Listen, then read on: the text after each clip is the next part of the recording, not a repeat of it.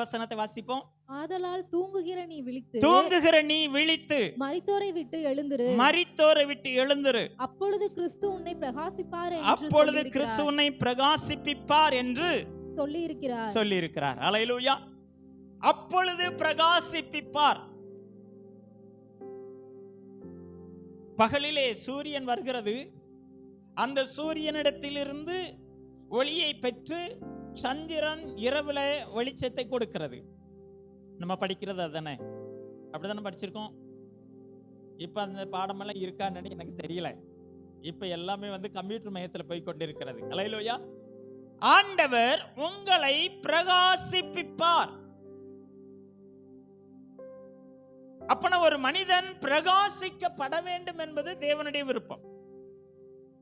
ஒரு மனுஷன் மங்கி போறதை கர்த்தர் விரும்பல.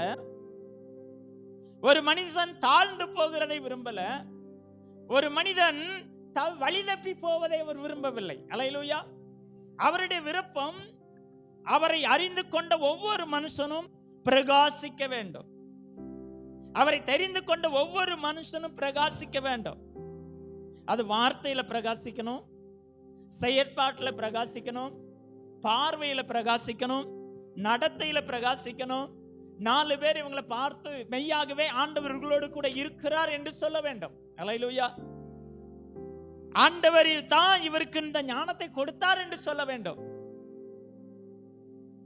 எல்லாரும் அன்னைக்கு சொன்னாங்களா, இவங்க எல்லாரும் கலிலேயர் அல்லவா, இவங்க எல்லாரும் உட்கார்ந்து 120 பேர் உட்கார்ந்த இடத்துல தேவன் கொடுத்த ஞானத்துல அந்த அந்நிய பாஷைகளை பேசும்போது எல்லாரும் ஆச்சரியப்பட்டார்கள்.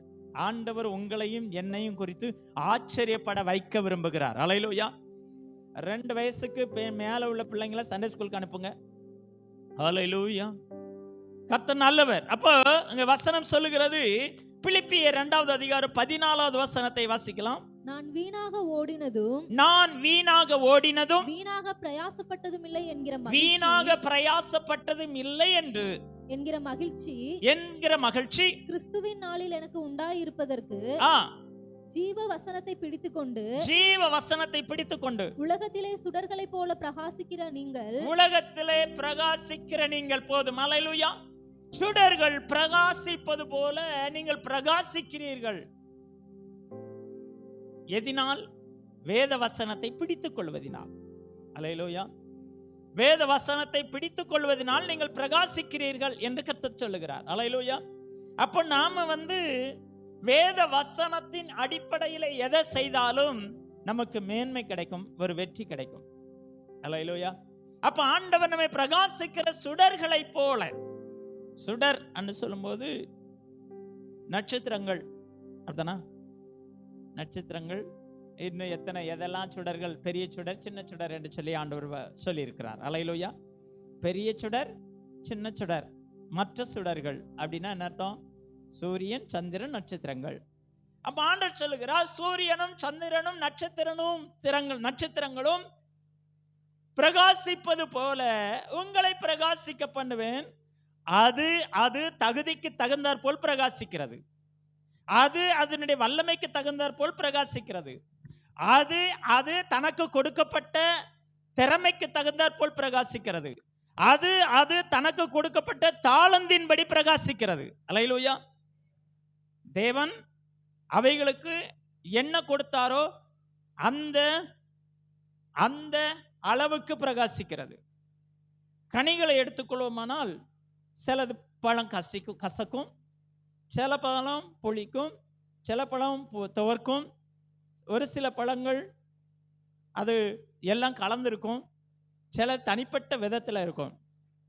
ஆனால் அந்தந்த சீசன்ல அந்தந்த பழங்களை சரியான அளவுக்கு சரியான சூழ்நிலையில் சாப்பிட்டு வந்தால் உடம்புல வியாதி என்பது அதிகரிக்காது. அல்லேலூயா. அல்லேலூயா. மாம்பழம் கிடைக்குங்கிறதுனால ஒரு நாளைக்கு உட்கார்ந்து ஒரு கூட சாப்பிடக்கூடாது. பலாப்பழம் இருக்குங்கிறதுனால உட்கார்ந்து அறுத்து சாப்பிட்டுக்கிட்டே உட்கார்ந்துட்டு இருக்க கூடாது. அப்ப அதுக்கு தேவை இருக்கிறது. ஆண்டவர் தம்முடைய கைகளில் இருக்கிற பிள்ளைகளை அவர் சுடர்களாய் பார்க்கிறார். அந்த சுடர் எதின் அடிப்படையிலே பிரகாசிக்க வேண்டுமா? வேத வசனத்தின்படி பிரகாசிக்கிறார்கள். அல்லேலூயா. அப்ப வேத வசனத்தின்படி பிரகாசிக்க கர்த்தர் விரும்புகிறார், பிரகாசிக்கவும் செய்கிறார். இன்றைக்கு நம்முடைய பிரகாசம் இப்படி இருக்கிறது என்பதை கர்த்தர் கேட்கிறார். அல்லேலூயா. எபேசியர் 5:14 திரும்ப வாசிமா. எபேசியர் 5:14. ஆதலால் தூங்குகிற நீ விழித்து, ஆதலால் போதும், தூங்குகிற நீ விழி. கர்த்தர் உன்னை பிரகாசிக்க பண்ணணுமே, ஆனால் தூங்குகிற நீ விழித்தெழும்ப வேண்டும். சிலர் பார்த்துட்டீங்கன்னா நைட்டு 2 மணி 3 மணிக்கு தான் தூங்குவாங்க, காலையில் 10 மணிக்கு எழுந்திருப்பாங்க. சிலரை பார்த்துட்டீங்கன்னா சாயங்காலம் 7:30க்கே படுத்துருவாங்க. அடுத்த நாள் காலையில் 7:30 வரைக்கும் யாராவது வந்து தட்டி எழுப்புனா தான் எந்திரிப்பாங்க. அப்போ அதுலேயும் கோபம் வரும். தூங்கிட்டு இருக்கிறவனை எதுக்கு எழுப்புற நீட்டு கோபம் வரும். சுறுசுறுப்பு இல்லாதவன் தரித்திரனாவான், அப்படிதானா வசனம் என்ன சொல்லுது? தூக்கத்துக்கு முதலிடம் கொடுத்தால் அங்கே தரித்திரம் தாண்டவமாடும். எனக்கு தெரிந்த வரைக்கும் என் அனுபவத்தில் நான் கண்டு கொண்டது அதுதான். 15 வயசுக்கு பிறகு தூக்கத்துக்கு அதிக முக்கியத்துவம் கொடுத்தால் அவங்க வாழ்க்கையே தூங்கி போயிடும். நீங்க நல்லா யோசிச்சு பாருங்க. யாரெல்லாம் ஆண்கள் வீட்டில் பல மணி நேரம் படுத்து தூங்குறாங்களோ அந்த குடும்பம் விருத்தி அடையாது. எந்த குடும்பத்தில் பெண்கள் அதிக நேரம் தூங்குறாங்களோ அந்த வீடு சுத்தமாக இருக்காது. அந்த வீடு அருவருக்கத்தக்கதால் போல சில சூழ்நிலைகளில் இருக்கும். வீட்டுக்கு ஒரு மனிதன் வருகிறான் என்று சொன்னால், நம்ம வீட்டில் ஒருத்தவங்க வந்து உட்காரணும்னா அந்த வீடு கொஞ்சமாக நீட்டாக இருந்தால் தான் அங்கே கூட கொஞ்சம் நேரம் உட்காந்து நம்மகிட்ட பேசுறதுக்கு ஆசைப்படுவாங்க. அல்லேலூயா. ஆண்டவர் சொல்லுகிறார், தூங்குகிற நீ. எபேசியருக்கு எழுதும் போது அந்த வார்த்தை சொல்லுகிறது, தூங்குகிற நீ பிரகாசிப்பதை எதிர்பார்த்தும் அது கிடைக்காது. அற்ப காலத்தில் தூங்குகிறவன் சொல்லுங்க, அற்ப காலத்தில் தூங்குகிறவன் திரும்ப அவன் தேடனாலும் அது பலன் கிடைக்காது. அப்படித்தானே பவுல் சொல்லு, நீதிமொழிகளை சொல்லுது. அப்போ அற்ப காலத்தில் தூங்குகிறவன் அசட்டையான மனுஷனா இருப்பான். அவன் யாருமே விரும்பான். அதனுடைய அர்த்தம் என்ன? காலத்தை பிரயோஜனப்படுத்த தெரியாதவர்கள் கடைசியில் பின்னால் வேலைக்கு பாருங்களேன். சில பேருக்கு வேலை இருக்கும், நான் இவ்வளோ படிச்சிருக்கேன், நான் படித்த படிப்புக்கு வேலை வந்தால் தான் போவேன் அப்படி சொல்லுவான். ஆனால் நான் படித்த படிப்புக்கு வேலை இல்லை, குறைந்த சம்பளத்தில் ஒரு வேலை எனக்கு கிடைக்கிறது அப்படின்னா அந்த வேலையை பிரயோஜனப்படுத்துவதற்கு அதில் போய் உட்கார்ந்துட்டு அதில் இருந்தே திரும்ப திரும்ப கற்று கற்று கற்று கற்று மேன்மைக்கு வருகிறவர்கள் தான் ஆசீர்வதிக்கப்படுவார்கள். அல்லேலூயா.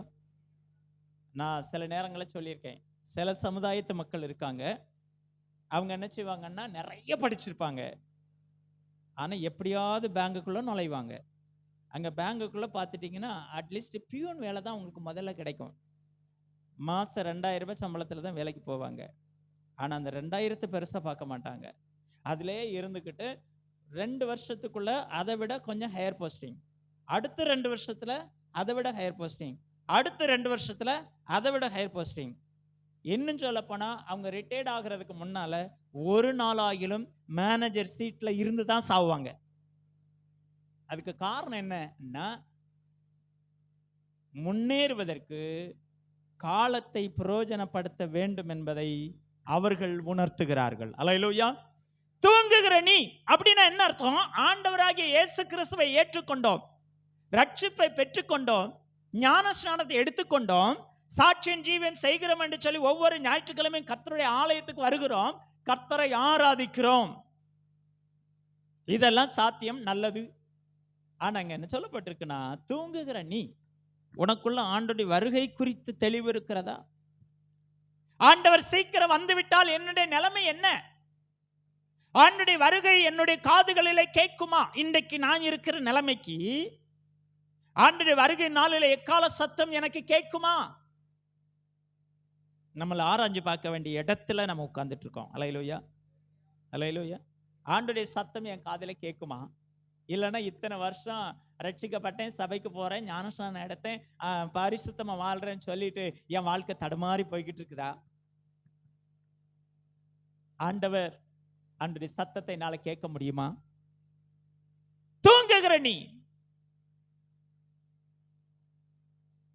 மணவாளன் வருவதற்கு கொஞ்சம் லேட் ஆகும்னு சொல்லிட்டு 5 பேர் தூங்கிட்டாங்க. ஆனா அந்த 5 பேர் நல்லா தூங்கினாங்க.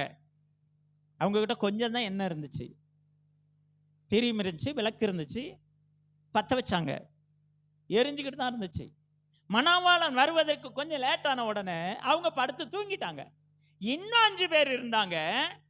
மணவாளன் எப்போ வருவார் தெரியாது, அதனால எண்ணெய் குறைய குறைய குறைய குறைய ஊத்திக்கிட்டே இருந்தாங்க. அந்த திரியானது மங்கி எரியும் போதெல்லாம் அதை அப்படியே மெதுவாக கையை வச்சு தள்ளி தள்ளி தள்ளி தள்ளி அது விளக்கு எரிய வைத்து கொண்டிருந்தார்கள். அதுல தூசி விழாமல் இருக்கணும், கொசு இன்னும் மற்ற பூச்சிகள் அதுல விழாம இருக்கும்போது அதை பார்த்து பார்த்து பார்த்து பார்த்து அதை விட்டில் பூச்சி அப்படி சொல்லுவாங்க. அந்த பூச்சி எங்க இருந்து வரும்னா லேச விளக்கு இருக்கிற இடத்துக்கு தான் வரும். அது விளக்கு இருக்கிற இடத்துல வந்து அந்த நல்ல கொழுந்து விட்டு எரிந்து கொண்டிருக்கிற திரிக்கு மேலதான் விழும். விழுந்த உடனே இந்த திரியானது எரியிறது குறைஞ்சு போயிடும், சில நேரத்தில் அணைஞ்சு போயிடும். அப்ப என்ன சொல்லப்பட்டிருக்குது? ஆண்டுடைய வருகையை குறித்து நம்முடைய வாழ்க்கை எப்படி இருக்கிறது, ஆண்டுடைய வருகைக்காக எப்படி விழிப்புள்ள ஜீவியம் செய்கிறோம்? அல்லேலூயா, அல்லேலூயா, அல்லேலூயா. நான் ஹாஸ்டல்ல படிக்கும்போது வாசல் பக்கத்துல தான் நான் படுத்திருப்பேன். ஒரு ரூமுக்கு நாங்கள் 6 பேர், மேலே ஒருத்தர் கட்டில, கீழே ஒருத்தர், நான், அதே மாதிரி இன்னும் 2 கட்டில 4 பேர், 6 பேரும் படுத்திருப்போம். சில சகோதரர்கள் எண்ணெய் வாங்குவதற்கு அவங்க கையில் காசு இருக்காது, ரொம்ப பொருளாதார பிரச்சனைக்கு நடுவில் இருப்பாங்க. எங்கள் ரூமில் வந்து எப்பவுமே வாசல் திறந்தான் கிடக்கும், வாசல் திறந்திருக்கும். வாசலில் வந்து ஆள் நிற்கவும் நான் டக்குன்னு முழிச்சு பார்ப்பேன், அந்த அசைவில் டக்குன்னு முழிச்சு பார்ப்பேன். முழிச்சு பார்த்த உடனே இவர் தான் வந்திருக்காருன்னு தெரியும். சரி, எதுக்கு வந்திருக்காருன்னு நமக்கு தெரியும். எத்தனை மணிக்கு? 3 மணி, 4 மணி, 2 மணி, 1 மணி, அந்த நேரத்தில் எழுந்து ஜெபிக்க புறப்பட்டு வருகிறவர்கள் அந்த இடத்துல வந்து தலைக்கு தேய்க்கிற கொஞ்சம் எண்ணெய் வேணும்னு சொல்லிட்டு அங்கே இருக்கிற எண்ணெயை எடுத்து தேய்ச்சிட்டு போவாங்க. அதை திருடிட்டு போல உரிமையாக எடுத்து செஞ்சுட்டு போவாங்க. ஏன்னா கல்லூரியில் அந்த அளவுக்கு எல்லாருமே ஒருவரை ஒருவர் அப்படிதான் சார்ந்திருந்தோம். ஒருத்தர் குற்றத்தை ஒருத்தர் சொல்லும் போது அந்த குற்றத்தை ஏற்றுக்கொள்ளுகிற இருதயத்தோட செயல்பட்டோம். அதனால கர்த்தர் உயர்த்தி வைத்திருக்கிறார். அல்லேலூயா. அப்ப இங்க என்ன சொல்லப்பட்டு இருக்கிறது? தூங்குகிற நீ, ஒரு சின்ன அசைவு இருந்தாலும் அந்த அசைவை புரிந்து கொண்டு அதை என்ன செய்ய வேண்டும்? அல்லேலூயா, அல்லேலூயா. இந்த ஆலயம் ஆரம்பத்தில் கட்டப்படும் போது இரவில் அந்த பொருள்களை காப்பதற்கு காவலாளி இல்லை, ஏன்னா அந்த அளவுக்கு நம்மகிட்ட பொருளாதாரமும் இல்லை. நான் வாசலில் வந்து அங்கே படுத்திருப்பேன்.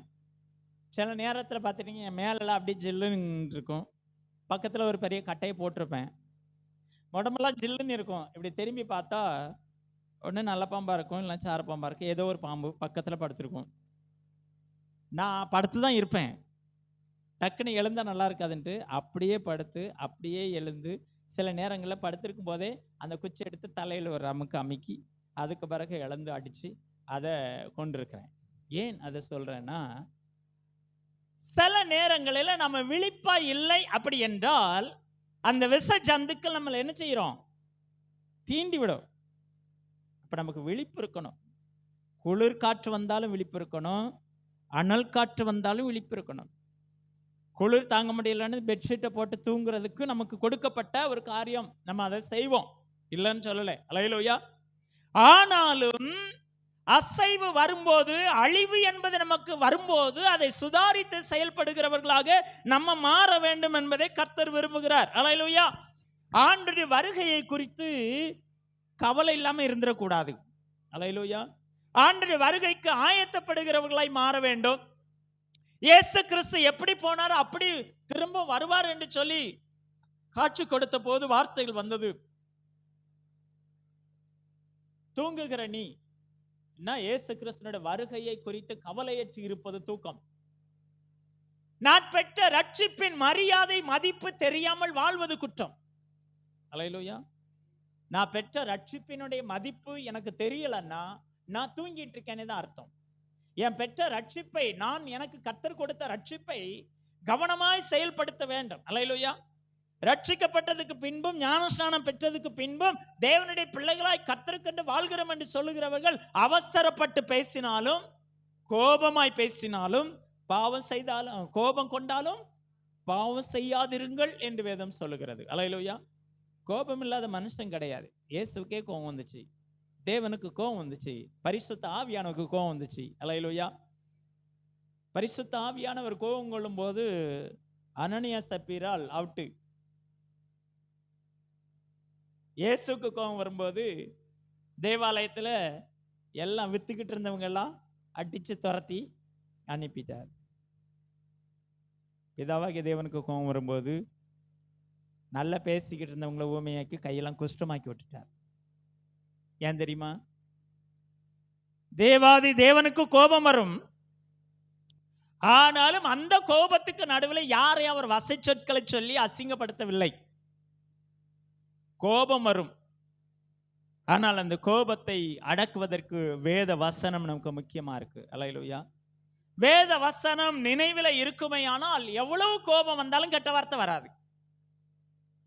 வேத வசனத்துக்கு பயந்து நடுங்கும் போது எந்த தீமையையும், நமக்கு எதிராக எத்தனை காரியம் நடந்தாலும் அந்த தீமைகளை பெருசா எடுத்துக்கொள்ள தோணாது. காரணம், கர்த்தர் என்னோடு கூட இருக்கிறார். அல்லேலூயா. அல்லேலூயா. அப்ப அங்க சொல்லப்பட்டிருக்கிறது, தூங்குகிற நீ உன் ரட்சிப்பை குறித்து கவலையற்று இருப்பாயானால் நீ தூங்குகிறாய். இயேசு கிறிஸ்துவினுடைய வருகை குறித்து கவலையற்று இருப்பாயானால் நீ தூங்குகிறாய். திடீரென்று சத்தம் வரும், நீ எழுந்து உன்னை ஆயத்தப்படுவதற்கு முன்பதாகவே வானத்தின் சத்தம் கேட்கப்படும் போது எடுத்துக்கொள்ளப்படுகிறவர்கள் எடுத்துக்கொள்ளப்படுவார்கள். அதுக்கு பின்பு ஆயத்தப்படும் போது நீங்களும் நான் கைவிடப்படுகிறவர்களாய் மாறுகிறோம். அல்லேலூயா. அப்ப எப்பொழுதும் ஆண்டவருடைய வருகை குறித்த ஆயத்தம் நமக்கு தேவை. 13 வயதுக்கு மேற்பட்ட பிள்ளைகளுக்கு பெற்றோர் நீங்க சொல்லிக் கொடுங்க, ஞானஸ்நானம் எடுப்பதற்கு கற்றுக் கொடுங்க. ஆண்டவருடைய வருகை இருக்குமே ஆனால் உங்க பிள்ளைகளுடைய நிலைமை பரிதாபம். நினைக்கலாம், ரட்சிக்கப்படாதவன் என்ன செய்வான்? அவனுக்கு நியமிக்கப்பட்டது பாதாளம். நமக்கென்று நம்ம பெற்றெடுத்த நம்முடைய பிள்ளைகள் தேவ ராஜ்யத்துக்கு வர வேண்டுமே ஆனால் அந்த 13 வயதுக்கு மேற்பட்டவர்களுக்கு ஏன் நம்ம ஞானஸ்நானம் கொடுக்கிறோம்? அதற்கு பின்புதான் நல்லது, கெட்டது, தீமையது, அழிவியது, பாதுகாப்பியது என்பதை அந்த பிள்ளைகள் புரிந்து கொள்ளுகிறார்கள். ஞானம் வருகிறது. 13 வயதுக்கு மேற்பட்ட பிள்ளைகளுக்கு இன்னும் ஞானஸ்நானம் கொடுக்காம பெற்றோர் இருக்கீங்கன்னு ஆண்டுடைய வருகை இருக்குமானால் அந்த பிள்ளைங்க சொல்லும், எங்க பெற்றோர் தான் என்னைய அடிமைப்படுத்தி வைத்திருந்தார்கள், நான் இன்னைக்கு ராஜ்யத்துக்கு போக முடியல. அல்லேலூயா. அல்லேலூயா. தயவு செஞ்சு சொல்றேன், என் உள்ளத்தில் இருந்த பாரத்தை சொல்றேன். 13 வயதுக்கு மேற்பட்ட உங்க பிள்ளைகளுக்கு ஞானஸ்நானம்னா என்ன, ரட்சிப்புனா என்ன, பாவம்னா என்ன, பரிசுத்தம்னா என்ன என்பதை உங்கள் பிள்ளைகளுக்கு சொல்லி கொடுத்து ஞானஸ்நானத்தின் பாதையிலே நீங்க நடத்துங்க. இந்த அடுத்த மாதத்தில் உங்க பிள்ளைங்க ஞானஸ்நானம் எடுக்கணும். அல்லேலூயா. அல்லேலூயா. ஞானஸ்நானம் என்பது சபை அங்கத்தினர் சேர்ப்பதற்கு என்று சொல்லி நினைத்திடக்கூடாது. ஞானஸ்நானம் என்பது தேவனோடு கூட உள்ள உறவை புதுப்பிப்பதற்கு, தேவனோடு கூட உள்ள உறவுல நீடித்திருப்பதற்கு. அல்லேலூயா. இன்னைக்கு உங்க பிள்ளைகள்ட்ட கேளுங்க, நான் தான் ஞானஸ்நானம் எடுக்கலையே, நான் இஷ்டப்படி என்னத்தை செஞ்சா உங்களுக்கு என்ன? கண்டிப்பா கேட்பான். அப்ப நம்ம பிள்ளைங்களை ஞானஸ்நானத்துக்குள்ள வழி நடத்த வேண்டியது பெற்றோருடைய வேலை. உங்களை பார்த்த உங்க பிள்ளைகள் செய்ய வேண்டும். அதை தான் கர்த்தர் விரும்புகிறார். அல்லேலூயா. அடுத்து சொல்லப்பட்டிருக்கிறது எபிரேயர் 2வது அதிகாரம் 4வது வசனம், பின்னால உள்ள சென்டென்ஸ் மட்டும். எபிரேயர் 2வது அதிகாரம் 4வது வசனம். தேவன் தாமே சாட்சி கொடுத்ததுமாய் இருக்கிற, பின்னால உள்ளது வாசி, ஃபுல்லா வாசிக்க வேண்டாம், பெரிய வசனம். தேவன் தாமே சாட்சி கொடுத்ததான ரட்சிப்பை குறித்து, தேவன் கொடுத்ததான ரட்சிப்பை குறித்து நாம் கவலையற்று இருப்போமானால் தண்டனைக்கு எப்படி தப்பித்துக் கொள்வோம்? போதும். அல்லேலூயா. ரட்சிப்பை குறித்து கவலையற்று இருந்தால் அதற்கு தண்டனை நரகம். இதுதான் பைபிள் சொல்லுது. அல்லேலூயா. நம்ம சொல்லல, நமக்குன்னு எழுதி வைக்கப்பட்ட இந்த வசனம் சொல்லுகிறது. ரட்சிப்பை குறித்து கவலையற்று இருப்போமையானால், அல்லேலூயா, இந்த ரட்சிப்பை எப்படி காத்து கொள்வது? ரட்சிப்பை காத்து கொள்வதுதான் ஜெபமும் வேதாகமம். அல்லேலூயா. பைபிள் படித்து ஜெபம் பண்ணினா அந்த ரட்சிப்பை காத்து கொள்வதற்கு அது நமக்கு வழியை கற்றுக் கொடுக்கிறதா இருக்கிறது. அல்லேலூயா. தூங்குகிற நீ விழித்து என்று சொல்லப்பட்டிருக்கிறது. அல்லேலூயா. அப்ப விழிப்புள்ள ஜீவியம்.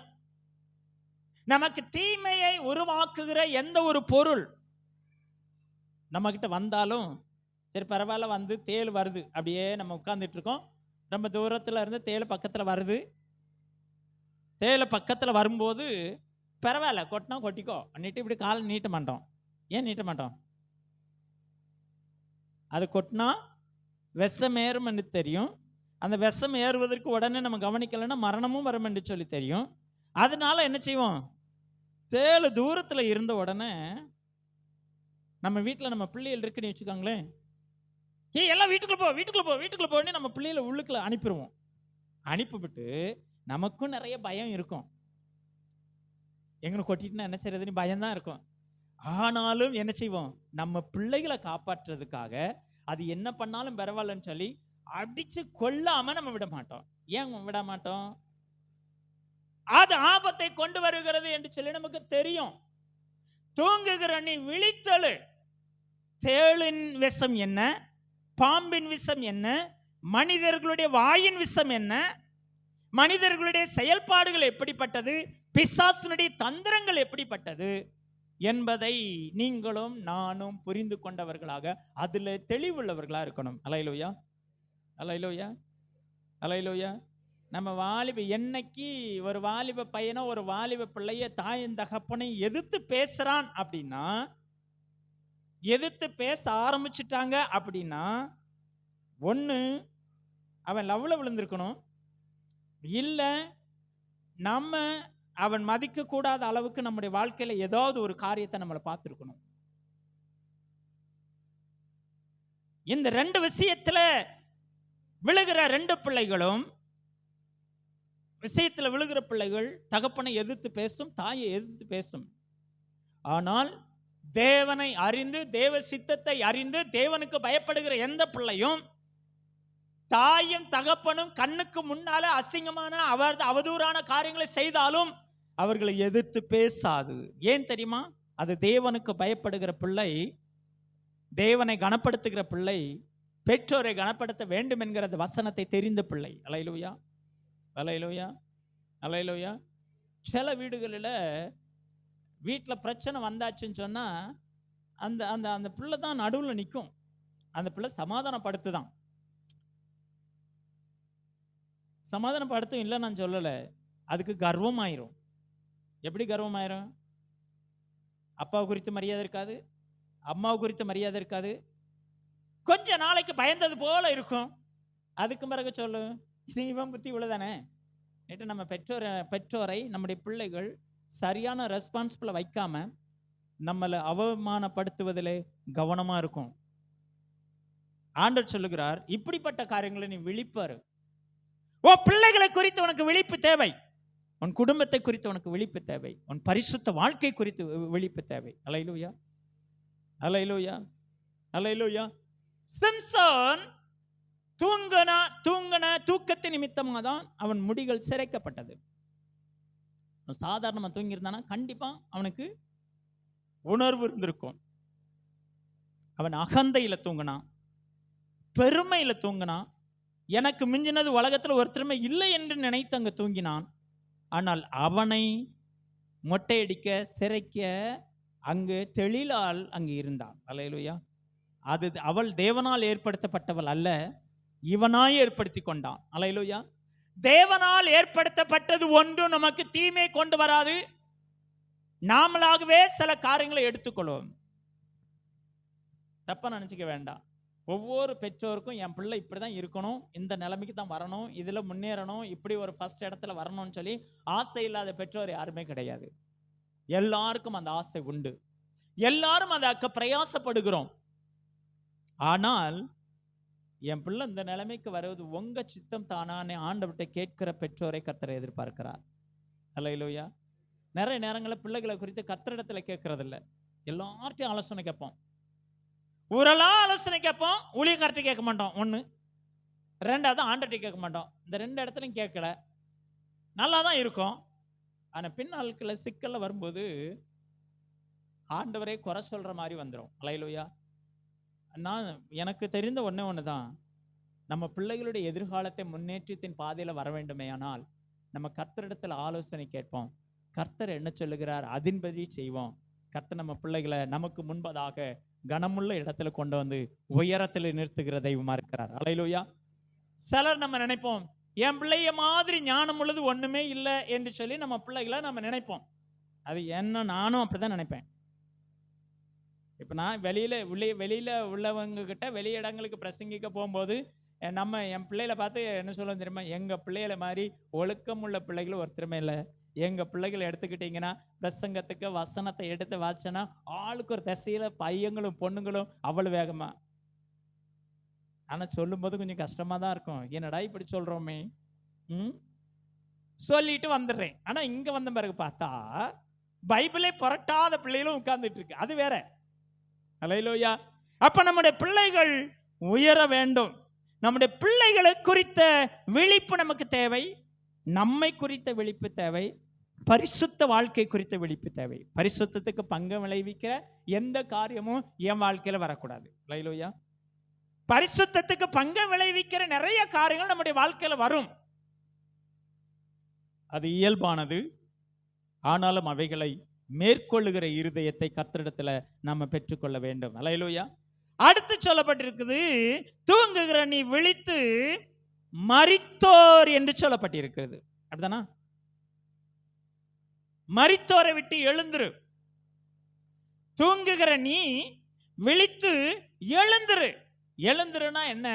தேவன் எனக்கு என்ன திட்டத்தை வைத்திருக்கிறாரோ அதை செய்வதற்கு என்னை நான் ஒப்பு கொடுக்கிறேன். அல்லேலூயா. தேவன் கொடுத்த அழைப்பின் மேல் ஒப்பு கொடுக்கிறேன். தேவன் கொடுத்த நன்மைக்காய் ஒப்பு கொடுக்கிறேன். தேவன் கொடுத்த கிரியைகளுக்காய் ஒப்பு கொடுக்கிறேன். ஆண்டவர் என்னை கொண்டு எதையாயிலும் செய்ய வேண்டும் என்று சொல்லி ஒப்பு கொடுக்கிறேன். அல்லேலூயா. மரித்தோர் என்று சொன்னால் நீதிக்கு புறம்பான காரியங்களை செய்கிறவர்கள், நேர்மைக்கு புறம்பான காரியங்களை செய்கிறவர்கள், பாசத்துக்கு புறம்பான காரியங்களை செய்கிறவர்கள், தெய்வத்துக்கு விரோதமான காரியங்களை செய்கிறவர்கள், தெய்வ பயம் இல்லாதவர்கள். அல்லேலூயா. அல்லேலூயா. அல்லேலூயா. ஆனா அவங்க தான் சொல்லுவாங்க, நான் 100க்கு 100 நேர்மையா இருக்கிறேன்னு சொல்லுவாங்க. ஆனா அவங்க கிட்ட நம்ம நேர்ல உட்கார்ந்து பார்த்துட்டோம்னா அவங்க நேர்மை எந்த அளவுக்கு இருக்குங்கிறது நமக்கு தெரியும். அல்லேலூயா. அவர்களை குறித்து அவர்களோடு நீ கலந்து போகாத, அவர்களோடு கூட இசைந்து போகாத. அல்லேலூயா. இப்ப நம்ம கண்ணுக்கு முன்னால ஒரு காரியம் நடக்குது அப்படின்னா அதை எச்சரிப்பு கொடுக்கிறவர்களை நம்ம மாற வேண்டும். அல்லேலூயா. அல்லேலூயா. அதனால ஆபத்து வந்தாலும் பரவாயில்ல என்று சொல்லி நம்ம நடப்போமே ஆனால் அங்கே கர்த்தர் நம்மை கனப்படுத்துவார். அல்லேலூயா. தீமைகள் நடக்கும்போது நம்ம கண்ணுக்கு முன்னால தீமை நடக்குது, தீங்கு நடக்குது. அல்லேலூயா. அப்ப தூங்குகிற நீ விழித்து மரித்தோரை விட்டு எழுந்துரு. அப்படிப்பட்ட செயல்பாடுகளை இருக்கிறவர்களை விட்டு விலகு. தீமையை விட்டு விலகுவதே தேவனுக்கு பயப்படுகிற பயம். அல்லேலூயா. அல்லேலூயா. தீமையான செயல்களுக்குள்ள ஒரு மனிதர்கள் போகிறார்கள் என்று சொல்லி நமக்கு கண்ணுக்கு முன்னால தெரியுது. முடிஞ்சா கண்டி, இல்லையா ஒதுங்கிரு. அல்லேலூயா. இன்னும் சொல்ல போனா கண்டிச்சு சொல்ல வேண்டியது நம்ம மேல விழுந்த கடமை. அல்லேலூயா.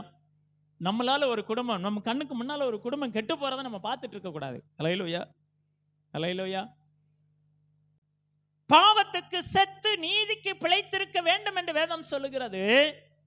நீதிக்கு செத்து பாவத்துக்குள்ள உழண்டு போகிறவர்களை பார்த்து அவர்களை விட்டு விலகு. அது நிமித்தம் 1000 கோடி வருமானம் வந்தாலும் பரவாயில்ல. அல்லேலூயா. பொய் சொல்றதுனால வருமானம் வறுமையானால் தயவு செஞ்சது செய்ய வேண்டாம். அல்லேலூயா. அல்லேலூயா. ஒருத்தருக்கு தீங்கு செய்யறதுனால நமக்கு வருமானம் வறுமையானால் அதை வாங்க வேண்டாம். அல்லேலூயா. அல்லேலூயா. அல்லேலூயா. ஆண்டவர் சொன்னார், ஒருத்தன் சொன்னான், எங்கள் அப்பா இறந்து போயிட்டாரு. ஊழிய அழைப்பு கொடுக்கும்போது சொன்னாங்க, ஒருத்தன் சொல்கிறான் ஏர் மாடு புதுசாக வாங்கினேன், அதை பழக்கிட்டு வரேங்க. இன்னொருத்தன் சொல்கிறான், இல்லை நான் இப்போ தான் கல்யாணம் பண்ணேன், கல்யாணம் பண்ணி 1 வருஷம் கழித்து நான் வரேன்ங்கிறான். அப்பா ஆண்டவர் சொன்னார், எப்பா மரித்தவர்கள். அவன் சொல்கிறான், இல்லை எங்கள் அப்பா வயதானவராக இருக்காரு, எங்க அப்பா வயதானவரா இருக்காருன்னு நான் சொல்றேன். பைபிள்ல என்ன சொல்லுது? என் தகப்பன் மரிக்கும் போது அடக்கம் பண்ணிட்டு நான் வாரேன். அவன் என்னைக்கு இவன் என்னைக்கு அடக்கம் பண்ண? ஆண்டவர் சொன்னாரு, மரித்தவர்களை அடக்கம் பண்ணட்டும். ஆண்டவரை அறியாதவர்கள் ஆண்டவருடைய பிள்ளைகளுக்காக இருப்பார்கள். ஆண்டவரை அறியாதவர்கள் ஆண்டவரை அறியாத பிள்ளைகளுக்காகவும் இருப்பார்கள். அவர்கள் ஒரு நாளில் உன் தகப்பன் மரிக்கும் போது அவர்கள் அடக்கம் பண்ணுவார்கள். நீ இவன் தகப்பனை அடக்கம் பண்றது வரைக்கும் நீ இருக்கணும்னு நினைக்காத. தேவன் உனக்கு கொடுத்த அழைப்பை உறுதிப்படுத்தி அந்த அழைப்புக்குள்ளே நீ வாழ்ந்து சாட்சியாய் வாழ்வதற்கு உன் வாழ்க்கை ஒப்பு கொடு. அல்லேலூயா. இங்க எத்தனை பேர் ஊழிய அழைப்பு பெற்றவங்க அப்படி முடங்கி கிடக்குறீங்க? தேவன் சொல்லுகிறார், நீ முடங்கி கிடக்க வேதனை உனக்கு பெருகும். அல்லேலூயா. தேவன் உனக்கு கொடுத்த அழைப்பை உறுதிப்படுத்து. அழைப்புன உடனே முழு நேர ஊழியத்துக்கு ஓடி வந்து எங்களை மாதிரி வருவதுதான் அழைப்பு அல்ல. ஆலயத்தை கூட்டுவது ஒரு அழைப்பு. ஆலயத்தில் பாய் போடுவது ஒரு அழைப்பு. ஆலயத்தை துடைப்பது ஒரு அழைப்பு. இந்த ஃபேன்லாம் இப்படி கிடக்குது. யாராவது ஒருத்தர் இந்த ஃபேனை பார்த்து இப்படி அழுக்கா இருக்க ஒரு நாளைக்கு துடைப்போம் சொல்லி ஒருத்தருக்காவது மனசு வருதா? அப்ப இதெல்லாம் ஒரு அழைப்பு என்பதை நீங்க மறந்து விடக்கூடாது. அல்லேலூயா. ஆலயத்தில் ஒரு வேலை இருக்குன்னா அது உதாரத்துவமாய் செய்வது ஒரு அழைப்பு. தேவனுக்காக பிரயாசப்படுவது ஒரு அழைப்பு. இவைகளெல்லாம் நடந்து இந்த அழைப்புல நீங்க உறுதிப்பட்டு வரும்போது ஆண்டவர் என் கையில இருக்கிற மைக்க பிடிங்க உங்க கையில கொடுப்பார். இது நிறைய பேருக்கு தெரியல. என் கையில இருக்கிற மைக்க பிடிங்க உங்க கையில கொடுப்பாருன்னா இந்த சபையே உங்க கையில கொடுப்பாரு, அப்படி அல்ல. அதையும் செய்தாலும் அவர் செய்வார். அதுக்கும் நம்ம கவலைப்பட போறதில்லை. அல்லேலூயா. இந்த இடத்துல நின்று பாடுவது, ஆராதனை நடத்துவது, பிரசங்கிப்பது, ஆலோசனை கொடுப்பது, இவைகளெல்லாம் ஒரு அழைப்பிலே தொடங்கும். அந்த அழைப்பில் அது காண்பிக்கப்படும். எனக்கு கொடுக்கப்பட்ட அழைப்பை நான் உறுதியாய் பற்றி பிடித்துக் கொள்ளவில்லை என்று சொன்னால் என்னுடைய அழைப்பு மங்கி போக மங்கி போக மங்கி போக எனக்கு இருக்கிற மேன்மையும் மங்கி போயிடும். அல்லேலூயா. அந்த அழைப்பை உறுதிப்படுத்துகிறவர்களாய் மாற வேண்டும். அல்லேலூயா. மரித்தோரை விட்டு எழுந்திரு, அவங்க செய்யறது மாதிரி நானும் செய்யறேன், அப்படி இல்லை. அல்லேலூயா. அல்லேலூயா. உலகத்து மனிதர்கள் என்ன செய்வார்களோ அதே காரியத்தை சபையிலும் செய்யக்கூடாது, ஆவிக்குரிய வாழ்க்கையிலும் செஞ்சிடக்கூடாது. அல்லேலூயா. அல்லேலூயா. பாஸ்டர் வான்னு என்னை கூப்பிடலை அதனால நான் போக மாட்டேன், அப்படி இருந்துடக்கூடாது. அல்லேலூயா. அப்படி பார்க்க போனா நான் ஒருத்தர் வீட்டுக்குமே வரக்கூடாது. ஏதாவது ஒரு விதத்தில் யாரோ ஒருத்தரை என்னைக்காவது ஒரு நேரம் உங்களை நிமித்தமா நான் மனசு கஷ்டப்பட்டிருப்பேன். போதும் ஆண்டவரே, இவங்க வீட்டுக்கு நான் போகவே மாட்டேன் என்னட்டு நான் இருந்தேன்னா நான் ஊழியத்துக்கு அழைக்கப்பட்டதுக்கு அர்த்தமே கிடையாது. அல்லேலூயா. என்னை ரோட்டில் விட்டு அடித்தாலும் திரும்ப உங்கள் வீட்டுக்கு ஜெபம் பண்ண வாங்கன்னா கண்டிப்பாக நான் வந்து தான் ஆகணும். ஏன்னா அந்த இடத்துல தான் கர்த்தர் என்னை வைத்திருக்கிறார். அல்லேலூயா. அல்லேலூயா. அப்படி அடிச்சிட்டா கூட நம்ம சொல்லுவோம்ல, அடிச்சா கூட மறந்துருங்க. இவங்க இப்படியே சொல்றாங்க. அந்த சொல்லப்படுவது எதுக்கு தெரியுமா? நம்மை நம்மளை இன்னும் ஆராய்ந்து பார்த்து நம்மை சரிப்படுத்துவதற்காக. என்கிட்ட என்ன குறை இருக்கு? இப்போ ஒருத்தர் என்னை கை நீட்டி பாஸ்டர் உங்ககிட்ட இந்த மாதிரி பிரச்சனை இருக்கு, நீங்க சரி பண்ணிக்கோங்கன்னு சொன்னா,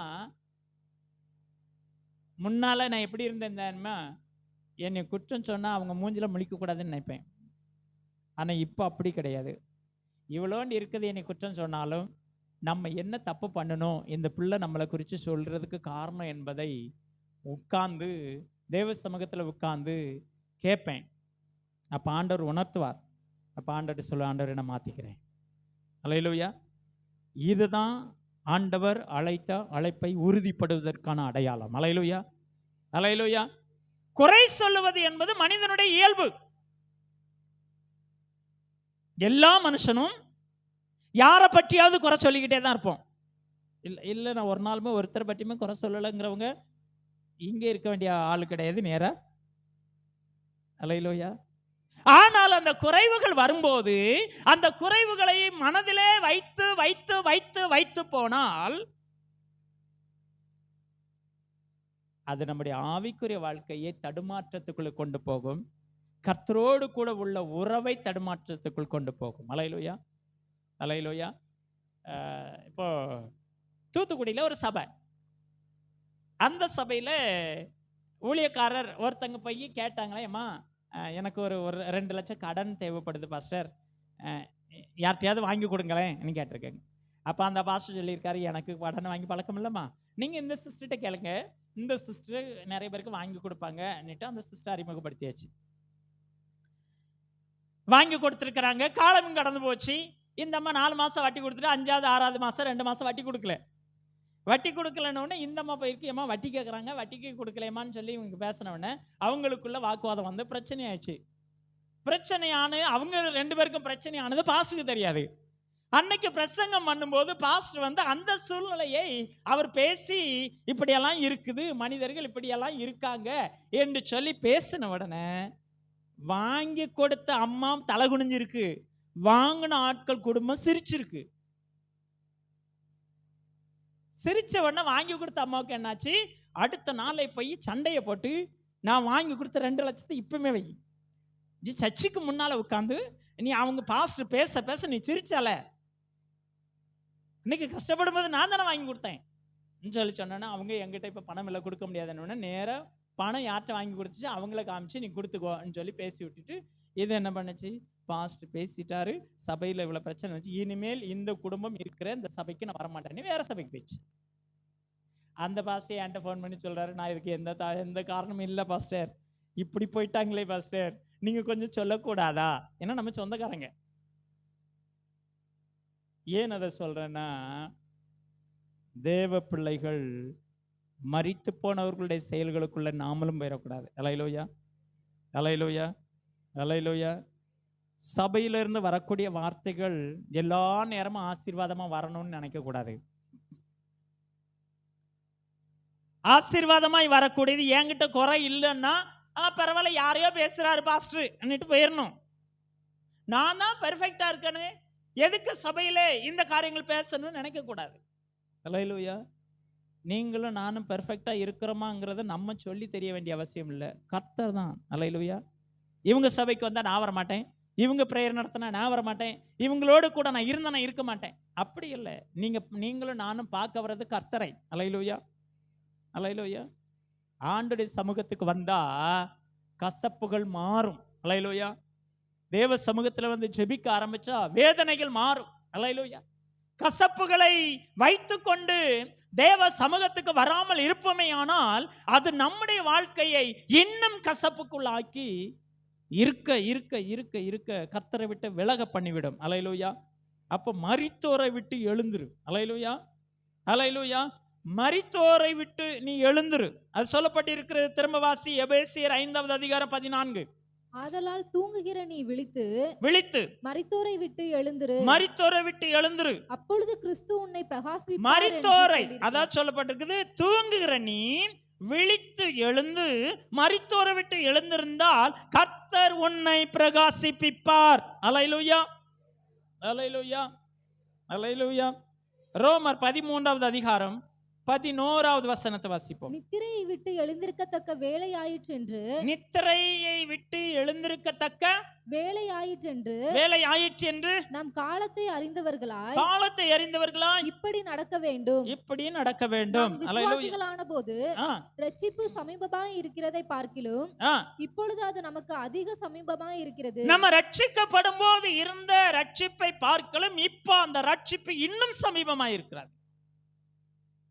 முன்னால ரட்சிப்பை கேள்விப்பட்டோம், அந்த ரட்சிப்புக்காக தேவ சமூகத்தில் உட்கார்ந்து ஜெபித்தோம், அந்த ரட்சிப்பு நமக்கு கிடைத்தது. அல்லேலூயா. இதை எப்படி புரிந்து கொள்ளலாம் அப்படின்னா, இப்போ எங்க வீட்டில் ஆப்பமும் தேங்காய் பாலும் செஞ்சு வச்சிருக்காங்க, எனக்கு அது ரொம்ப பிடிக்கும். அப்ப சிஸ்டர் செஞ்சு இந்த பாத்திரத்தில் வச்சிடறாங்க, அது தட்டில் இருக்கு. தட்டில் இருக்கும்போது ரட்சிப்பை உணரக்கூடிய ஒரு பக்குவம் இருக்குது. ஆக இது டேஸ்ட் இருக்கும், நல்லா இருக்கும், இது சாப்பிட்டா நல்லா இருக்கும்னு தெரியுது. அதுக்கு பிறகு அதை எடுத்து பாலில் மிக்ஸ் பண்ணி எடுத்து வாயில வைக்கும்போது அந்த ஆப்பம் வாய்க்குள்ள வருகிறது, இன்னும் சமீபமாய் வருகிறது. அந்த ஆப்பம் வயிற்றுக்குள் போகும்போது அது நமக்குள்ளே கலந்து விடுகிறது, கலந்து பலனை கொடுக்கிறது. இது மாதிரிதான் ரட்சிப்பு கேட்கப்படுகிறோம். யாரோ ஒருத்தங்க ரட்சிப்பு குறித்து சொல்றாங்க, அது சமைக்கப்பட்ட அப்பத்துக்கு உடனே கொண்டு போய் ஆப்பமா நினைச்சிடாதீங்க ரட்சிப்பை. அல்லேலூயா. ஓமையா கொஞ்சம் சொன்னேன், அவ்வளவுதான். சில பேர் நினைச்சிருவாங்க, பாஸ்டர் ஆப்பத்தை சொன்னார், ரட்சிப்பே ஆப்பம். அல்லேலூயா. ஆப்பம் ரட்சிப்பு கிடையாது. ஒரு உமையா சொன்னோம். அந்த ரட்சிப்பு நமக்கு பாத்திரத்துல இருக்கும்போது, சமீபமா இருக்கிறது. அதை எடுக்கும் போதுதான் ரட்சிப்பின் அனுபவத்தை நான் பெற்றுக்கொள்கிறோம். அந்த ஆப்பமானது, அந்த ரட்சிப்பானது நம்ம சரீரத்துல கலந்து விட்டதுக்கு பின்பு அது உள்ளுக்குள்ளே ஊறிக்கொண்டிருக்கிற ரத்தத்துக்கு அடையாளம். அல்லேலூயா. அந்த ரத்தமானது உள்ளுக்குள்ள அது படர்ந்து கொண்டே இருக்கு. ரட்சிப்பு நாளுக்கு நாள் ரட்சிப்பு வளர வேண்டும். சரீரம் முழுவதிலும் படர வேண்டும். ஒவ்வொரு சரீரத்தின் ஒவ்வொரு உறுப்புகளையும் பலப்படுத்துவதற்கு எப்படி அந்த தேங்காய்பால் உதவியா இருக்குதோ, அதே மாதிரி நம்முடைய ஆவிக்குரிய வாழ்க்கை ரட்சிப்பின் பாத்திரம் குறையாமல் வழிந்து நிரம்பிக் கொண்டிருக்கிற அந்த வாழ்க்கையை நம்முடைய வாழ்க்கையில ஆண்டவர் எதிர்பார்க்கிறார். திரும்ப அந்த வசனத்தை வாசியமா, ரோமர் 13:11. நித்திரையை விட்டு எழுந்திருக்கத்தக்க வேலை, நித்திரையை விட்டு எழுந்திருக்கத்தக்கதான வேலை வந்து விட்டது. அல்லேலூயா. இதோ மணவாளன் வருகிறார் என்கிற சத்தம் கேட்ட உடனேயே எல்லாரும் அரண்டு திரும்பி எந்திரிக்கிறாங்க. அரண்டு திரும்பி எந்திரிச்சவங்க எண்ணெயில, பாத்திரத்துல எண்ணெய் இருக்கு, எண்ணெயில திரி இருக்கு, திரியில விளக்கு எரிஞ்சுக்கிட்டு இருக்கு. உடனே எடுத்துக்கிட்டு மணவாளனை சந்திக்க வேகமாய் போய் கொண்டிருக்கிறார்கள். ஆனா தூங்கின அவங்க என்ன பண்ணினாங்க? அதை எடுத்து பத்த வச்சாங்க. விளக்கு பத்த வைக்கணும்னா எப்போ பத்த வச்சாலும் அந்த நுனியை கையால திருக்கி வச்சுட்டு பத்த வச்சாதான் எரியும். அப்படியே திரிய தூக்கி எண்ணெயில போட்டுட்டு அப்படியே எடுத்து பத்த வச்சோம்னா எரியவே செய்யாது. அப்ப அதை திருக்கி தான் ஆகணும். இவங்க விளக்கை எடுத்து அதை திருக்கி அதுல பத்த வைக்கிறதுக்கு முன்னால இவங்க மணவாளன் பின்னால போயிட்டாங்க. இவங்க நல்லா தூங்கிட்டு இருந்தாலும் ஏற்கனவே எரிஞ்சுக்கிட்டு இருந்த எண்ணெய்லாம் குறைஞ்சு போச்சு. ஏற்கனவே எரிஞ்சுக்கிட்டு இருந்த எண்ணெய்லாம் குறைஞ்சு போனதுனால இந்த விளக்கு எரியல, அந்த திரி எரியல. உடனே ஓடி ஓடி போய் கேட்குறாங்க, எங்களுக்கு கொஞ்சம் எண்ணெய் கொடுங்க, எங்களுக்கு கொஞ்சம் எண்ணெய் கொடுங்க. அப்போ அவங்க சொல்றாங்க, யார் உங்களுக்கு வித்தாங்களோ, யாருக்கிட்ட எண்ணெய் வாங்குனீங்களோ அவங்க கிட்ட போய் கேளுங்க. அல்லேலூயா. அல்லேலூயா. ஞாயிற்றுக்கிழமை ஆராதனையில நிறைய பேருக்கு வாய் திறந்து ஆராதிக்க வாய் வரவே மாட்டேங்குது. வாய் விட்டு ஆராதிச்சாதான் அங்க விடுதலையே கிடைக்கும். சரீர விடுதலையும் பலவீனமும் மாறணுமே. ஆனால் வாய் விட்டு கர்த்தரை ஆராதிக்க ஆராதிக்க ஆராதிக்க கர்த்தர் பலனை தருகிறவராக இருக்கிறார். அல்லேலூயா. அல்லேலூயா. அல்லேலூயா. என்னால ஒண்ணுமே முடியலப்பா, ரொம்ப கஷ்டமா இருக்குப்பா, படுத்த படுக்கையில தான்ப்பா இருக்கிறேன்னு சொல்லி சிலர் சொல்லுவாங்க. நீங்க அவங்க கிட்ட போய் கொஞ்சம் அவங்களை சூடேத்துற மாதிரி ஒரு வார்த்தை மட்டும் சொல்லிவிடுங்க பார்ப்போம். உடனே எழுந்து பிரச்சனை பண்ணி சண்டையை போட்டு அந்த பலவீனம் எங்கதான் மறந்து எங்கதான் மறைஞ்சிச்சுன்னே தெரியாது, சண்டை வந்துடும். அதுக்கு அவ்வளவு முக்கியத்துவம் கொடுக்கிறோமே. தேவனை ஆராதிக்கும் போது அந்த பலவீனங்கள் மாறுவதற்கு இடம் கொடுக்க வேண்டும். தேவனை துதிக்கும் போது அந்த பலவீனங்கள் மாறுவதற்கு இடம் கொடுக்க வேண்டும். துதி எங்க பெருகுகிறதோ அங்க சுகம் உண்டாகும். அல்லேலூயா. அல்லேலூயா. ஒருத்தர் பாடியிருக்காரு, கர்த்தரையே நீ பாடு சர்க்கரையே வராதுன்ட்டு, ஹாப்பியா பாடு பிபிஏ வராதுன்னு பாடுறாரு. அல்லேலூயா. ஆனா அவருக்கு தேவன் கொடுத்த தரிசனம் அது அவர் செய்யறாரு, அதுக்காக நம்ம அதை குறை சொல்ல முடியாது. ஆனாலும் அதுலயும் சில அர்த்தம் இருக்கு. தேவனை துதிக்க துதிக்க துதிக்க பாட பாட பாட பாட மகிமைப்படுத்த மகிமைப்படுத்த மகிமைப்படுத்த நமக்கு புதிய பலனை கர்த்தர் கொடுக்கிறவரா இருக்கிறார். அல்லேலூயா. அல்லேலூயா. அல்லேலூயா. நான் எப்போதுமே எனக்கு உடம்பு பலவீனமா இருக்குனாலே பாட ஆரம்பிச்சிருவேன். அது பாட பாட பாட பாட பலவீனங்களை கர்த்தர் மாற்றுகிறவரா இருக்கிறார். அல்லேலூயா. துதிக்க ஆரம்பிக்கணும். கதிரறுப்பு நேரத்துலலாம் 7 மணிக்கு அறுவாள் எடுத்து வயலுக்குள்ள குனிஞ்சு அறுக்க ஆரம்பிப்போம். 2 மணி 3 மணி கூட ஆகும், சில நாளைக்கு 4 மணி கூட ஆகும். அது அறுக்க அறுக்க கிட்டத்தட்ட 1 மணி நேரம் நிமிராம அறுத்துக்கிட்டே இருப்பேன். இந்த 1 மணி நேரம் நிமிராம அறுத்தேன்னு சொன்னைக்கு 3/4 அறுத்துருவேன். எல்லாரும் 1/4 தான் இருப்பாங்க, நான் 3/4 அறுத்துருவேன். ஏன்னா அந்த குறிப்பிட்ட நேரத்துக்கு பிறகு முதுகு வலி ரொம்ப ஆரம்பிக்கும் போது பாட்டு பாடிக்கிட்டே இருப்பேன். என் பக்கத்துல எங்க அத்தை பொண்ணு அவ நிப்பா. என் மச்சானுக்கு முதுகெல்லாம் வலிக்க ஆரம்பிச்சிட்டு அதை தான் பாட ஆரம்பிச்சிட்டான்பா. ஏன்னா என்னுடைய வேலையை முடிச்சுட்டு அவளுக்கு நான் போய் அவளுக்கு பாய்க்க கிடக்கும்போது அதை நான் அறுப்பேன். அதை முடிச்சுட்டு ஒரு வயதான பாட்டியம்மா ஒருத்தங்க வருவாங்க, அவங்களுக்கு அறுப்பேன். நாங்க 3 பேரும் பக்கத்துல நிற்போம். வயதான பாட்டியம்மானா அவங்களுக்கு வயசானவருக்கு கல்யாணம் பண்ணி கொடுத்தாங்க, அதனால பாட்டி. நிறை மாத கர்ப்பிணி, 8 மாத கர்ப்பிணியோட அவங்க குனிந்து கதிர அறுப்பாங்க. நாங்க 2 பேரும் எங்க வேலையை முடிச்சுட்டு அவங்களுக்கு போய் அறுப்போம். இன்னைக்கு போனாலும் வேகமா வந்து என் கன்னத்தை தடவிட்டு என் பேரன் வந்துட்டான், எனக்கு எல்லா உதவியும் செய்வான்னு சொல்லி அவங்க இன்னைக்கும் என்னைய சந்தோஷப்படுவாங்க என்னை பார்க்கும்போது. ஏன் அதை சொல்றேன்னா, தேவனை துதிக்க துதிக்க பலவீனங்கள் மாறும். உடம்புக்கு சரியில்லைன்னு படுத்தோம்னா படுத்தே இருக்கணும். ஆனால் துதித்து கொண்டே வேலைகளை செய்ய ஆரம்பிச்சிட்டோம்னா கர்த்தர் பலனை தருகிறவரா இருக்கிறார், உதவி செய்கிறவரா இருக்கிறார். அல்லேலூயா, அல்லேலூயா. காலத்தை அறிந்து செயல்பட வேண்டும். தூங்குகிற நீ விழித்திரு, மரித்தோரை விட்டு எழுந்திரு, காலத்தை அறிந்து செயல்படு, கர்த்தர் உன்னை பிரகாசிப்பார். கண்களை மூடி ஜெபிப்போம். ஆண்டவரே, எபேசியர் நிருபத்துக்கு, எபேசியர் சபைக்கு பவுல் சொல்லும்போது சொன்னது மாதிரி தூங்குகிற பழக்கங்கள் எங்களிடத்தில் இருக்குமானால் அதை விட்டு எழுந்திருந்து விழிப்புள்ளவர்களாக விழித்து செயல்பட்டு, ஆண்டவரே, மரித்தவர்களை விட்டு கர்த்தாவை விலகி காலத்தை அபியாசப்படுத்துகிறவர்களாக எங்களை மாற்றும். உடைய வலதுக்கரம் கூட இருக்கட்டும். நாங்கள் பிரகாசிக்கிற பாத்திரங்களாக உங்க கையில இருந்து, ஆண்டவரே, என் தேவன் அனுதினமும் பார்க்கிற கருவிகளாக கர்த்தர் பயன்படுத்துகிற பாத்திரங்களாக நாங்கள் செயல்பட எங்கள் தேவன் எங்களுக்கு உதவி செய்வீராக. கரங்களில் ஒப்பு கொடுக்கிறேன். நீர் மாத்திரம் மகிமைப்படும். இயேசு கிறிஸ்துவின் நாமத்தில் ஜெபிக்கிறோம் பிதாவே, ஆமென். அல்லேலூயா.